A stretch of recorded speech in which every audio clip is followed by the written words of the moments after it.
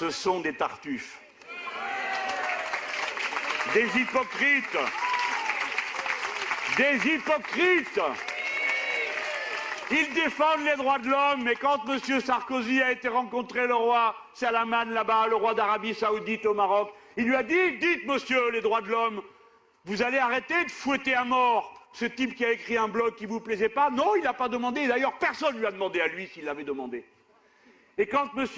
Hollande a privatisé un bout de la plage pour la donner au roi d'Arabie Saoudite, il lui a dit, dites donc, il ne faudra pas y aller en burkini, hein? Non, bien sûr que non. Hypocrite, hypocrite. Ils défendent les femmes. Quand le gouvernement français a-t-il dit au gouvernement israélien que nous ne supportons pas qu'un ministre là-bas refuse de serrer la main d'un des nôtres parce que c'est une femme? Quand est-ce que la protestation a été émise? Jamais. Vous défendez les droits des femmes qui, par leur déguisement, ne doivent pas être humiliées. Oui, oui, c'est vrai. Mais alors pourquoi François Hollande, votre conseillère, s'est-elle présentée devant le pape avec un petit grillage que l'on appelle une mantille pour être correcte et aimable et que ça passe très bien? Pourquoi l'a-t-elle fait? Parce qu'autrefois c'était obligatoire et qu'aujourd'hui c'est devenu un usage recommandé. Hypocrite! Vous prétendez mettre l'État à distance de la religion, mais tous les deux, Sarkozy et Hollande, vous avez accepté d'être chanoine de Latran, c'est-à-dire curé d'honneur du pape. Au nom de la République française.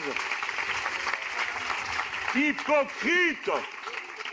Vous êtes là à vouloir séparer les religions de l'État. Mais est-ce que vous n'avez pas signé les traités européens et notamment la Déclaration des droits fondamentaux à l'Europe qui affirme que la pratique du rite en public est une liberté fondamentale? Vous l'avez signé. Pourquoi alors est-ce que cette liberté fondamentale, ça ne marcherait que pour votre religion? Ah oui, hypocrite! Hypocrite!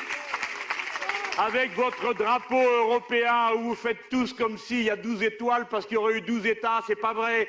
Quand on l'a adopté, il y avait que 6 pays. Le drapeau, du point de vue de celui qui l'a dessiné, ce sont les 12 étoiles de la Vierge Marie. Et vous mettez ça dans toutes vos mairies et aux bâtiments, tous les bâtiments publics de la République française, une et indivisible, qui est une république laïque. Vous êtes des hypocrites. Nous ne sommes pas dupes. Nous sommes le parti des gens qui refusent de se faire embrigader par les fanatiques. Alors si aujourd'hui les fanatiques en ont après les musulmans, nous vous disons que nous n'avons pas envie de nous fâcher avec les musulmans parce que les musulmans sont les Français qui croient à une religion et d'autres ont d'autres religions et nous voulons vivre ensemble.